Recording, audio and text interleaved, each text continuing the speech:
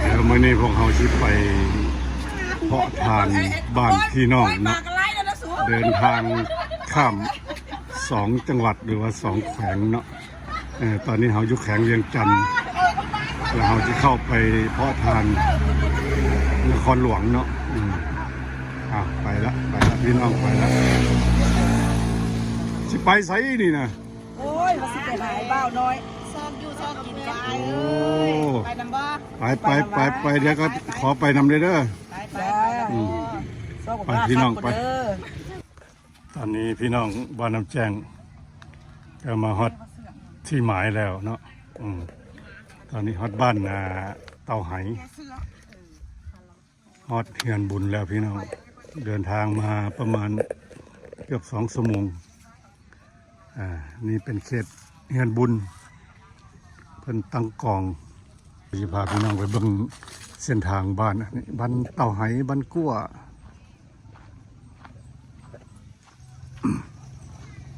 บ้านอันนี้นะมันส่วนหลายแล้วมันชาวบ้านเฮ็ดเกี่ยวกับการเกษตรเป็นหลัก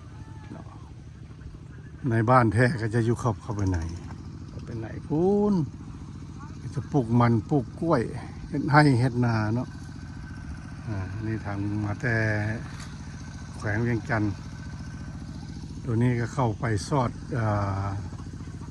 พุ่นละปักตอนเมืองสังทองเนาะเป็นขวดเป็นเกตแล้วก็เหยียบพดทางคักแน่เดี๋ยวเฮาสิพาเข้าไปเฮือนบุญเนาะไปเพาะเป็นโมน้ำเพิ่นเนาะพี่น้องเนาะโปรโมทนาช่วยกันญาติพี่น้องแต่ว่าการสัญจรทางไปทางมาสะดวกสบายมีไฟฟ้าใช้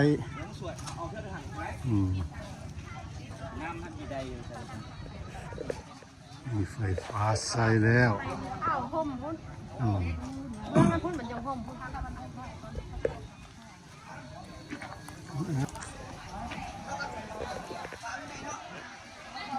โอ้งานใหญ่อยู่พี่น้องเดี๋ยวบางโต๊ะนี่ก็ซีเมนต์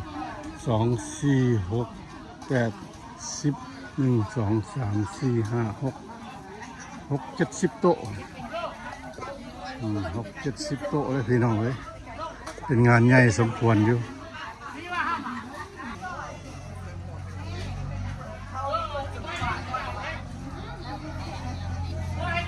โอ้กองหลายกองพี่น้องลุงถามได้จักกองทั้งหมดนี่เข้าเลยวะโอ้กองอัฐะบ่เนาะกองอัฐะบ่เป็นกองบวชอัฐะปีหนึ่งเพิ่นก็เฮ็ดช่วงนี้เนาะเดือน 2 เดือน 3เนี่ยเนาะเฮ็ดยามแรงเนาะไปมาสะดวกสบายเนาะตอนนี้บ้านยังเกาะบ้านเฮานี่บ้านยังเกาะเตาไหวะโอ้เตาไหเมืองสังทองวันนี้ขึ้นกับนครหลวงคิดว่านะโอ้งามมื้อนี้หากก็เป็นมื้อห้างวะมื้อห้างอาหารกับเตรียมทานอันนี้เฮ็ดหยังอันนี้เฮ็ดหยังนี่นะ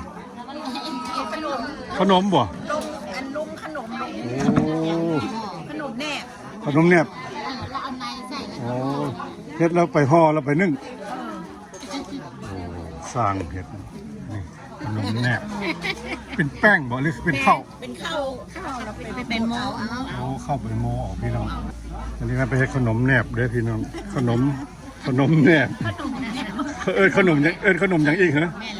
ขนมแนบไอ้ที่เฮ็ดคือขนม3 เหลี่ยมหั่นบ่เป็นขนมแนบเด้อพี่น้องเด้อมีแต่แม่ป้าลุงเราสร้างเฮ็ดเนาะตามประเพณีลาวเฮาแน่นบ่ขนมแนบเห็นเพิ่นปั่นอยู่นึกว่าสิเฮ็ดเราไปทอดแบบแนวนึ่งจืดเห็นดีว่าเพิ่นไปทอดเพิ่นว่าขนมอึ่งบ่ขนมหยังเนาะ อืมต้องแล้วไปใส่บ่ ใส่เป็นอย่างบอมานี่นะ แม่นบ่ ลงไม่ท่าเอามาดีดีใส่ โอ้ฝันไว้สร้างเห็ดห้างขนมแนบข้าวต้มยับไปทางนั้นก็คือกันเนาะ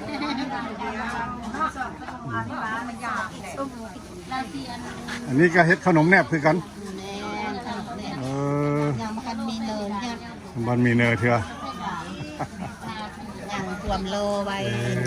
ใส่น้ำมันเนาะจังบุติดเนาะแมนรอใส่น้ำมันอันพันใส่น้ำมันแล้วก็ยัดแล้วก็ห่อสตอสร้างเห็ดขนมแหนบได้พี่น้องได้อยู่เฮือนบุญโดยอันนี้มันพี่น้องเดินทางไกลมาจากบ้านน้ำแจ้งเนาะมีแม่เงินแม่ลอยแม่ต้องแม่ป้ายายป้าทอมสาวปุ๋ยแม่อ้วมมาช่วยกินช่วยทานโอ้โหโมทนา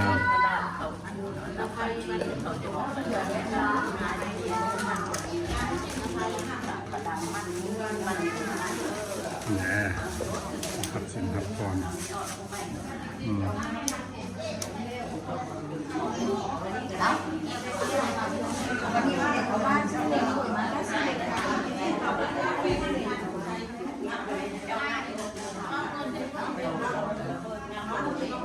ต้นเงินต้นคำขึ้นสีไว้ประดับประดาย่องกองเนาะก็เป็นงานใหญ่พี่น้อง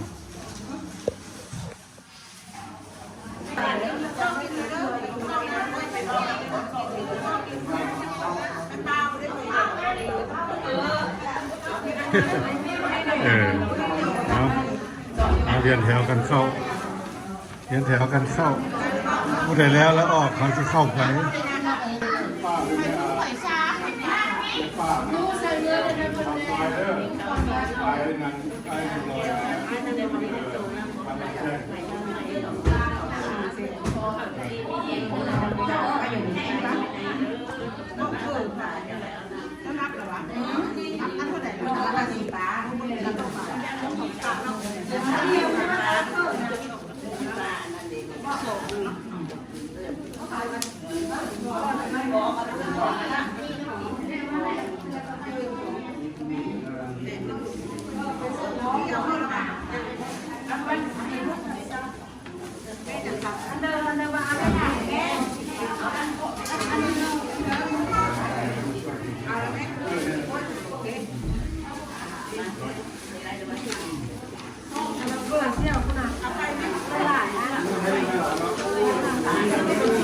น้ำเนาะเงินป้า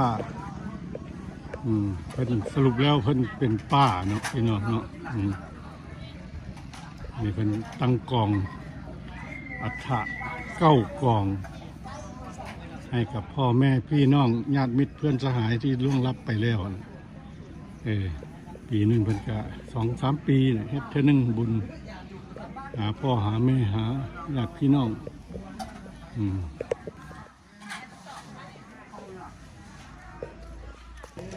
พี่น้องเป็นมาเพาะมาโมเด้อพี่น้องเด้อ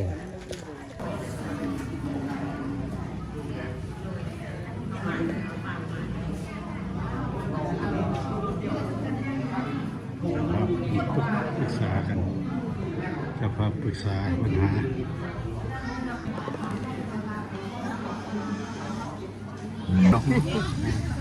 เจ้านี้ไปทางใดก็เห็นเนาะจะเป็นบุญหลายเนาะเจ้าบุญหลายเทศใดไปบ่อนหอมแก้มแล้วก็มาพี่น้องมาบ่อนขนมนั่นแหละมันทำบุญเนาะทำบุญโดยดีและสาธุน้ำปั่นไว้จังซี่ก่อนปั่นจังซี่แล้วเอาในมาใส่แล้วจังค่อยห่อหรือว่าผู้ห่อต่างหากผู้นี้ผู้ห่อเนาะผู้ห่อต่างหาก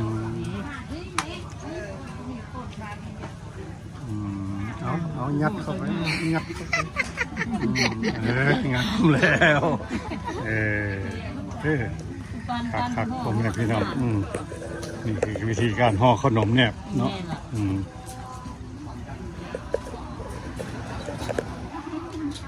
ทางนี้ดอกจังสิเห็นผู้กินเนี่ย ไล่สดกิน บ่ กินอันนี้ บ่ไลฟ์สดหรอกถ่ายไว้ให้เบิ่งซื่อๆดีแล้วหิวก็กินเนาะสิเป็นหยังห่อกูปั้นห่อกูปั้นไปสนะอันนี้ปั้นไว้ก่อน ขนมแหนบเด้อพี่น้องเด้อ ขนมแหนมเมืองลาวเดียว เมืองลาวเพิ่นว่าขนมแหนบเมืองลาว เดี๋ยวผมเป็นหวัดต่างประเทศ บ่ก็อยู่ลาวเฮานี่แหละคือบ่ คือข้างในเมือง สายตาลักแหลม เอาดาวทึกได้อยู่ สิเลขคือบ่ล่ะ มันนี่จะถึกเลข เอา คือเจ้าก็จะทึก โดยเจ้าว่าไป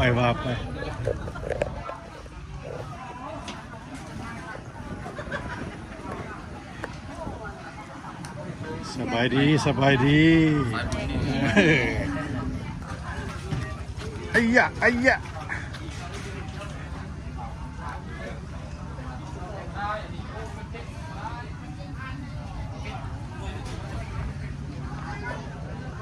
ยังบ่มีคนมาหลาย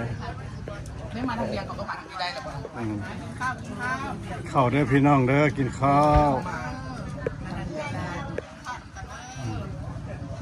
มันจะเข้าเนาะบ่มีข้าวต้มขนมบ่ มีข้าวต้มขนมก็มีไอ้เด็ก บ่โอ้อาหารการกินของเพิ่นคนเหลือเนาะอาหารการกินของเพิ่น จะไปเรียกรวบผัก กินเงินบุญเงินทานพี่น้องเอ้ยกินแบบบุฟเฟ่ต์ แซ่บๆเด้อ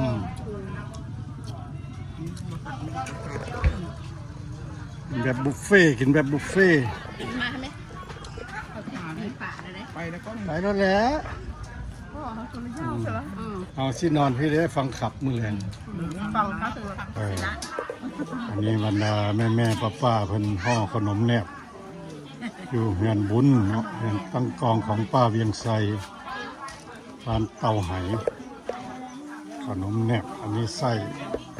ส่ขนมอันนี้เป็นตัวขนมเด้อบรรดาพี่น้องบ่เคยเห็นก็เบิ่งเอานี่ฮะขนมเพิ่นเอิ้นขนมแนบบ้านเฮาขนมแนบใส่ถั่วเหลืองถั่วเหลืองมีมะพร้าวมีน้ำตาลเนาะนี่ก็พ่อแม่พี่น้องบ้านเฮานี่แหละช่วยเหลือกันคนละไม้ละมือห่อแล้วก็เป็นบุญเป็นกุศลจากห่อจังซี่แล้วเพิ่นก็เอาไปนึ่งบ่หรือต้มปะนึ่งเนาะนึ่งเอาเนาะบ่ได้ต้มเนาะอันนี้เนาะ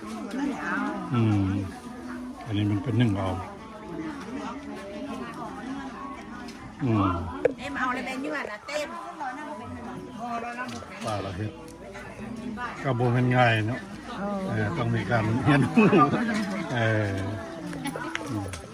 นี่ก็เฮ็ดงามนี่เฮ็ดสามเหลี่ยมนี่เอานี่เฮ็ด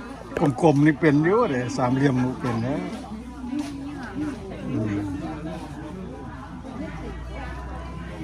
แบ่งไส้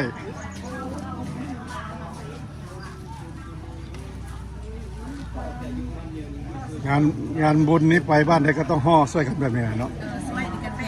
ช่วยกันช่วยดี ช่วยเดียวบ้านมาซอยกันแม่นม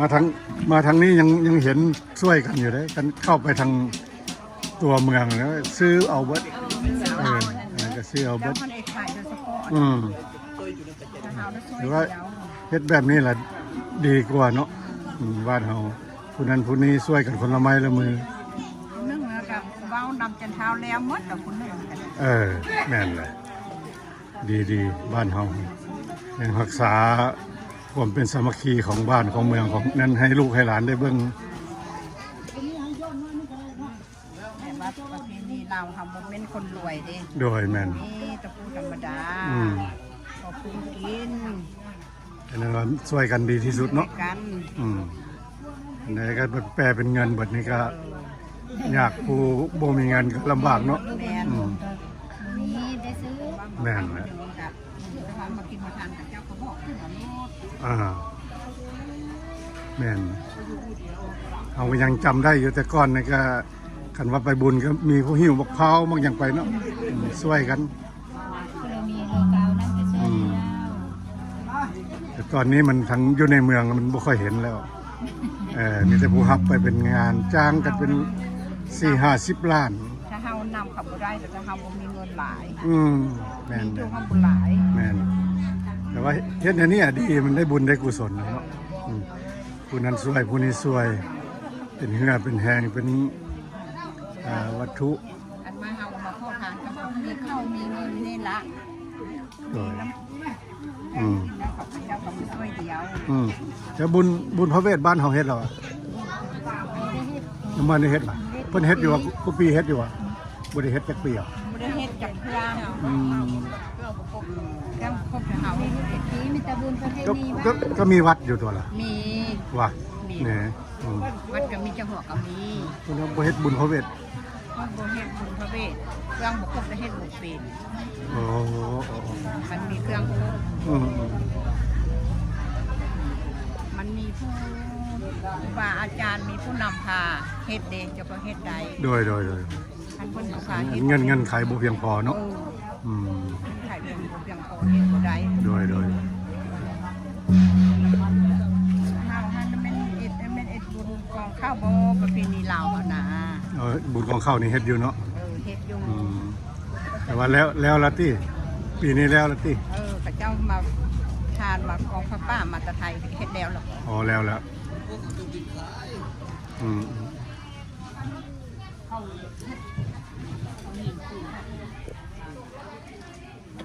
หมู่ลูกมาเต็มมือ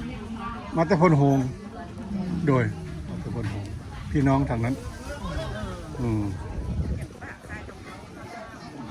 พี่น้องทางมีแบบจะเป็นคน พี่น้องทางปลาเนี่ยและทางปลาเวียงไสเนี่ยนะ ป้าเวียงนี่มา โดยแต่ว่าเพิ่นมีพี่ไรเพิ่นอยู่ทางพลโฮง ไม่จุบก็ป่วย นั่นล่ะเพิ่นละที่เราหาก็เสียนั่นน่ะ ปะคุยนี่ แม่นละ เพิ่นก็มาว่าก็เป็น ลูกนี้เป็นลูกป่วย เอาเป็นหลาน เป็นหลาน หลานป้าเผยหั่น มูยูขันเรากบ แต่ว่าพวกเขานี่มันคันมันบ่มานี่มันสิลืมกันไปหมด เป็นอะไรเรียกมีการเนาะ โดยนี่มายังได้มาถามเอา เห็นคุ้มเห็น แม่ เห็นจุ่มเห็นเจียเห็นเสื้อสายลายร่อง โดย ดี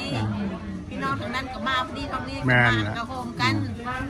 ก็ยังว่ามาเห็นสภาพบ้านเฮานี่ยังช่วยเหลือกันได้นี่หรือว่า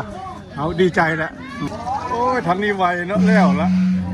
เรียบร้อย แล้วเรียบร้อยแล้วทางนี้ไวเว้ยมดละไส้มันเนาะอันน่ะขนมมัน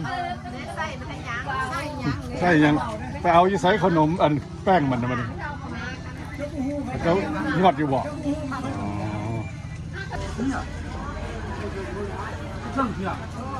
นี่เป็นเอกของอัฐประดับประดา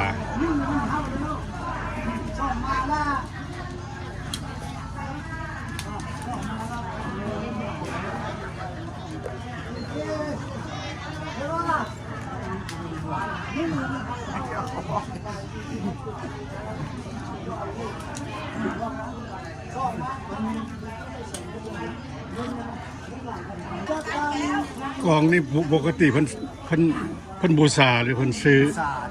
บูชามากันเนาะแต่ว่าน่าจะมีอันซื้อใหม่นะกองส่วนหลายก็จะพวกกองนี้ส่วนหลายจะเป็นบูชาแล้วก็ซื้อเครื่องสุขภัณฑ์อะไรต่างๆประกอบใส่เนาะเป็นพวกผ้าน้ำฝนหม้อแหกแต่กระโปะล็อกพัดลมเป็นเงินเป็นคำอันนี้เป็นส่วนประกอบเนาะเป็นพวกโต๊ะเตียงพวกอันนี้นี่เป็นของประจำอยู่วัดอยู่แล้วเนาะเป็นเอยองมาอยู่แล้วพี่น้อง อันจูอันคุยบอกป้าอันเพิ่มนะป้า เขาก็ เขาน้าสาว เขาก็ได้เอิ้นเจ้าเป็นนำข้าเจ้าจะเขาน้าสาว เขาก็เป็นลูกน้องชายอันของผัวตุ้เผยอันนี้สินะ ตู้เผยคนตู้เผยไอ้ใหม่นี่เนาะ หลานเลยเป็นลูก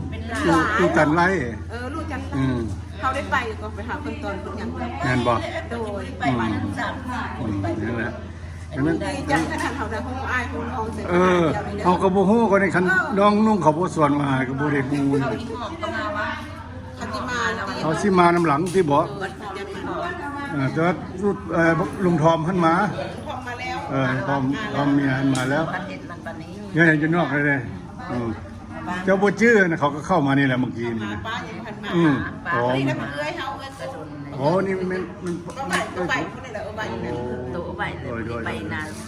น้ำแดงแล้วคุณนี่แหละพาไปแต่ละงานนั่นจะก็ได้ไป เชื่อคันเขาโบข้าวกันก็บ่ฮู้เนาะ ผู้ เต่า เต่า อี แล้ว ห ก็ อ ตาม มันเทเขามาหาอยู่โทรหามันก็มา เขา แต่ เป็นตะลุหายโหมจะได้ ไปเลยว่า ไป ไปเป็นสมุน เขาก็ยืมมืออันไม่ป้าเสียเขาก็เห็นเจ้าแต่ว่าเขาก็บ่ฮู้ว่าเจ้าเป็นผู้ใด จะถ้าจะตามเดียวเริ่ม คนใหญ่เขาเมื่อนี่ก็ไป นั่นแหละก็เห็นชื่ออยู่นี่พากันมาถามยังอยู่ลุ่มมันแหละจังไงก็จะขึ้นมา แล้วมื้อนี้ตั้งเสียบ่ มันนี่ตังเงินใส่บ้า มื้ออื่นใส่บาท ดู ใส่ผ้าเดียวจะเพิ่มเมื่องานเดียว ครับ เมื่อแรงเสียลงขับเด้อ มีหมอขับอ่ะ โดยมีหมอขับ โอ้ บ่ได้เมื่อ แล้ เจ้า มีหมอขับ มีหมอขับแรงนะเสียหมอขับก่อน โอ้ยเฮ็ดงานใหญ่อะแถวว่าเนาะตั้งเก้าฟอง มีการนี่นะพวกเราก็จะทานมือทุกคนวันนี้เจอขนาดมันคุณไล่ขนาดมาแต่ใต้แต่ตั้งแต่เหนือสะพานที่สองผู้สามผู้สี่ผู้ห้า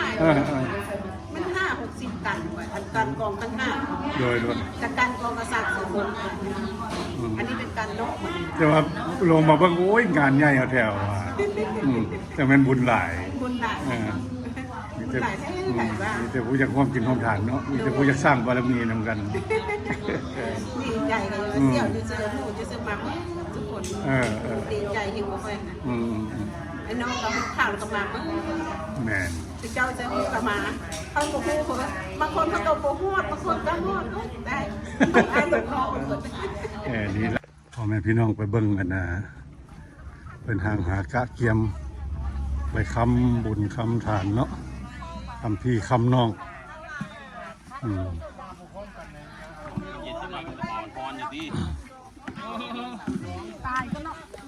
สบายดีอันนี้เฮ็ดยังนี่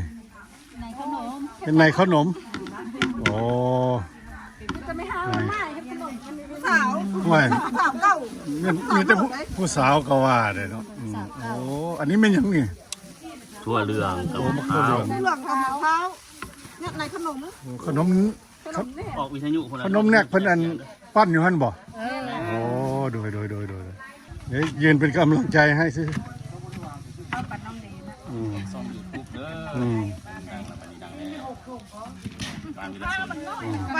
บ้านวีระสนบ่เอาไหเนาะบ้านท่านสีทองเลยเนาะ เกลือส่วนละ แม่นวะบ้านวีระสนบ้านท่านสีทอง เป็นจริงอยู่ แล้วเฮือนท่านสีทองนี่ไปทางใด นั่นแหละ อนุสาวรีย์เพิ่นอยู่ต่อไปอีกแม่นบ่ กายบ้านเขาไปมันมีสากแยกนะ อ๋อ แยกบนกุ้มบน ซีมอ่ะ เหลืองใส่มะพร้าวใส่น้ำตาลซีมึงพี่น้องเขาหวานตัวละหวานมันตัวละใส่ขนมแนบ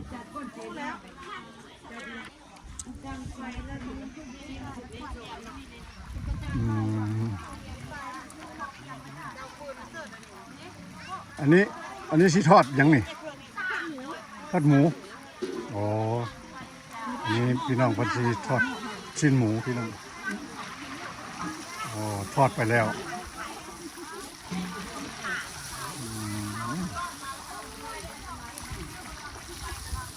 ทอดหมูแซ่บแซ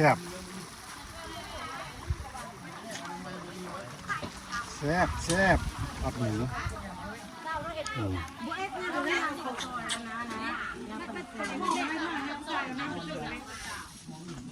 มาแผนกนี้บัดนี้แผนกนี้เฮ็ดหยังอันนี้อ๋อลวกผักไว้ให้แขกกินเนาะลวกผักกาดเดี๋ยวพี่น้องผักกาดสอมเด้อพี่น้องเด้อสดๆใหม่ๆจากสวนปลอดสารพิษ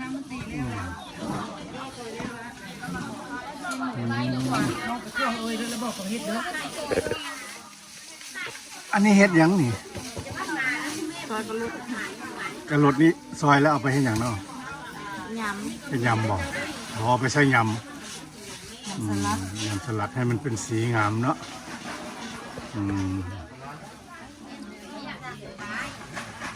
ซอยกระโดดบ้านเฮาเพิ่นเอิ้นแกรดกระโดดกระโดดใช่ไหมกระโดดแครอทผักนางอ่างฮาที่ญาติพี่น้องเอามาช่วยเหลือในงานบุญเนาะพี่น้องรวมถึงเจ้าภาพเพิ่นเป็นผู้ซื้อจัดหามาผักสลัดเวเกเตเบิลพี่น้องปลอดสารพิษทั้งนั้นเลยเขตนี้มันข้าเจ้ายังมีความเอื้อเฟื้อเพื่อแผ่ทางด้านแรงงานก็เป็นบ้านดังบ้านวิลสนของชาติเนาะ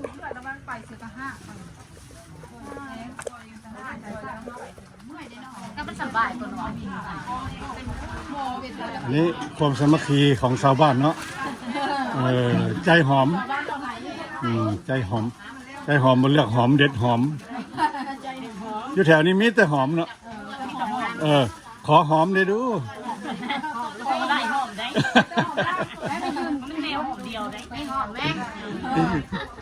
หอมก็ได้ขอหอมผู้สาวแล้ว บอกขอหอมนี่นะหอมเด็ดอย่างนี้นะเอาอย่าหอมนะโอ้งามเนาะหอมเนี่ยงามพี่น้องเอ้ยนี่ขอหอมเพิ่นก็เอาหอมให้ได้พี่น้องเด้อหอมมิ้นอันนี้ก็คืนไปนี่นะหอมมิ้นมวนพี่น้องบ้านเฮามวนช่วยกัน นี่ครับนี่แต่ผู้แข็งแรงผู้ห้าวหันสับอยู่ปับ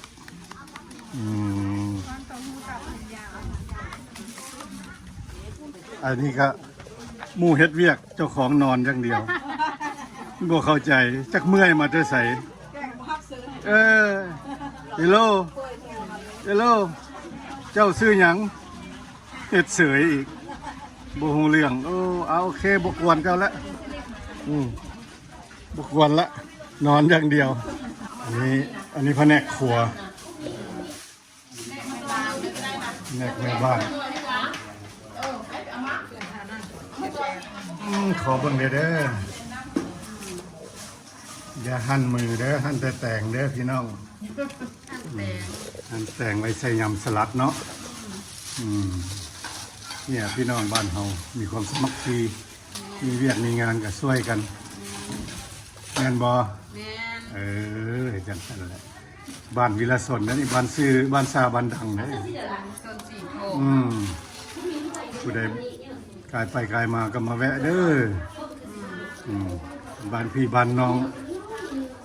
บ้านนาไหเนาะชื่อบ้านเต่าไหเนาะเต่าไหบ้านวิลสนมีแต่ผู้งามมีแต่ผู้เก่งกล้าสามารถได้อยู่บ้านนี้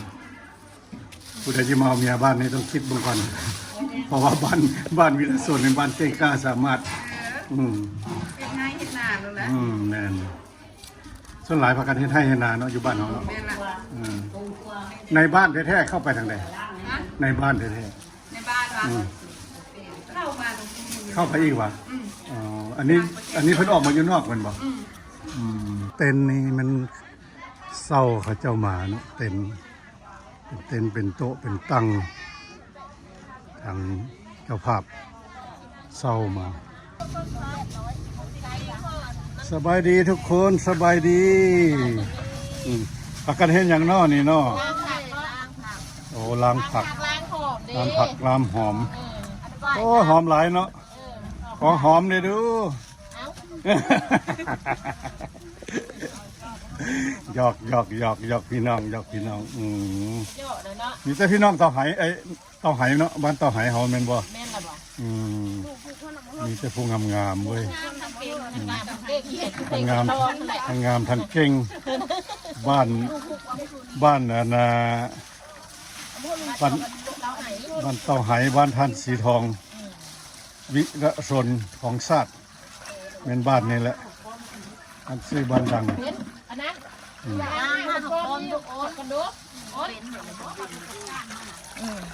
บ่เคยเห็นแต่เครือดอกเฮาล้างหอม ไม่ก็หอมไง เคยเห็นนะ เบิ่งก่อนถ่ายให้หมู่เบิ่งกันอย่าให้หมู่บ่เห็นนำเฮา